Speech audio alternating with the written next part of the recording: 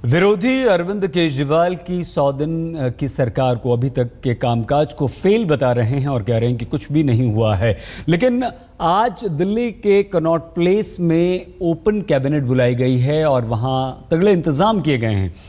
दिल्ली के Connaught place का जायजा लिया है हमारी संवाददाता प्रमिला दीक्षित ने। दिल्ली की कैबिनेट दिल्ली के बीच राजनीतिक विश्लेषक केजरीवाल के उनके कामों के लिए, उनके काम के तरीके के लिए जितनी भी आलोचना कर ले, लेकिन अरविंद केजरीवाल जानते हैं जब तक जनता उनके साथ है उनका कोई भी बाल भी बांका नहीं कर सकता। इसीलिए 100 दिन पूरे होने के उपलक्ष्य में ये कार्यक्रम रखा गया है दिल्ली के कनॉट प्लेस के सेंट्रल पार्क में, जिसमें साफ तौर पे बताया गया है कि दिल्ली की कैबिनेट दिल्ली की जनता के बीच है। 100 दिनों के कामकाज का हिसाब दिल्ली सरकार जनता को देगी, यानी कोई तीसरा पक्ष इसमें बीच में लिया ही नहीं गई है। वो जनता जिसने उन्हें चुनकर भेजा वो जनता सामने होगी और उसके सामने होंगे 7 कैबिनेट मंत्री जो दिल्ली सरकार के हैं और इसके साथ ही जो पार्लियामेंट्री सचिव हैं दिल्ली सरकार के, जो भी तमाम नुमाइंदे हैं, आम आदमी पार्टी की सरकार के जो भी बड़े नेता हैं, वो सब यहाँ पर होंगे और सवाल जवाबों का सिलसिला होगा।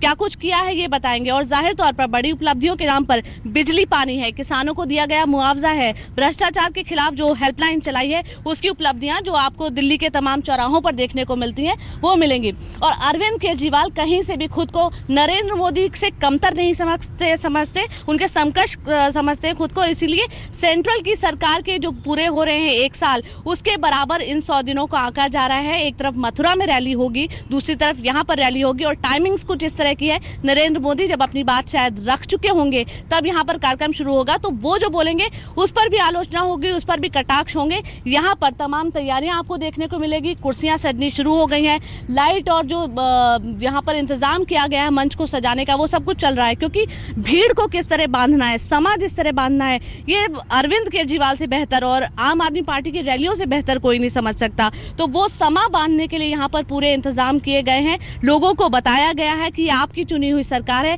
आप आइए, आपको जो पूछना है पूछ सकते हैं। इसलिए सेंट्रल पार्क में 100 दिन के कामकाज पूरे होने पर यह दिल्ली सरकार का आयोजन किया गया है। कैमरा पर्सन सुबोध के साथ प्रमिला दीक्षित, दिल्ली आज तक। दिल्ली में ओपन कैबिनेट तो मथुरा में एक महा आयोजन। उत्तर प्रदेश बीजेपी के अध्यक्ष लक्ष्मीकांत वाजपेयी का कहना है कि प्रधानमंत्री नरेंद्र मोदी की रैली में 1 लाख से ज्यादा लोग पहुंचने की उम्मीद है। लक्ष्मीकांत वाजपेयी से बात की है हमारे संवाददाता संजय शर्मा ने। मोदी सरकार का 1 वर्ष पूरा होने के उपलक्ष्य में और अगले 4 साल का खाका पेश करने के लिए मंगलाचरण की जो ये रैली है, ये सिर्फ अपने आप में ऐतिहासिक होगी, इसके साथ ही वो ऐतिहासिक जगह भी होगी जहां पीएम नरेंद्र मोदी जिस कुर्सी पर बैठेंगे। हम बात कर रहे हैं बीजेपी के प्रदेश अध्यक्ष लक्ष्मीकांत वाजपेयी जी से। उस कुर्सी के पीछे क्या कहानी है और क्या उसकी ऐतिहासिक? सामान्यतः रैलियों में कुर्सी और सोफे लगते रहते हैं, लेकिन आगरा के कार्यकर्ताओं ने उस कुर्सी को रख रखा था।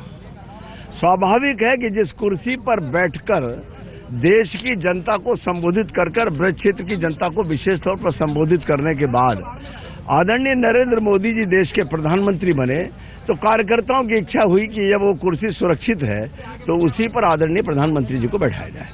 तो वो कुर्सी आ चुकी है यहाँ? निश्चित आ गई होगी, कार्यकर्ताओं ने इंतजाम किया, निश्चित आ गई होगी। तो आज उस कुर्सी की कीमत को लेकर भी लोग नहीं, जो उस पक्ष की बात करता है मैं उसको एक सिरे से खारिज करता हूँ।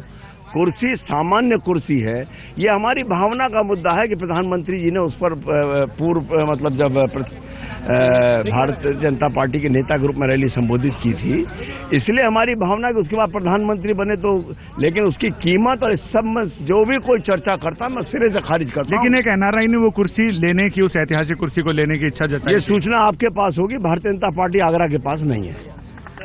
इनके पास भले सूचना नहीं हो, लेकिन ये कहा जा रहा है कि एक एनआरआई ने उस कुर्सी की कीमत 21 लाख रुपए लगाई और ये कहा कि वो कुर्सी उन्हें दे दी जाए, वो अपने पास संग्रह में रखना चाहते हैं। लेकिन आगरा के बीजेपी कार्यकर्ताओं ने वो कुर्सी देने से इनकार कर दिया और वही कुर्सी इस मंच पर आने वाली है और प्रधानमंत्री नरेंद्र मोदी उसी कुर्सी पर बैठने के बाद सभा को संबोधित करेंगे। कैमरामैन राजीव श्रीवास्तव के साथ संजय शर्मा, दीनदयाल उपाध्याय धाम, आगरा, मथुरा आज तक।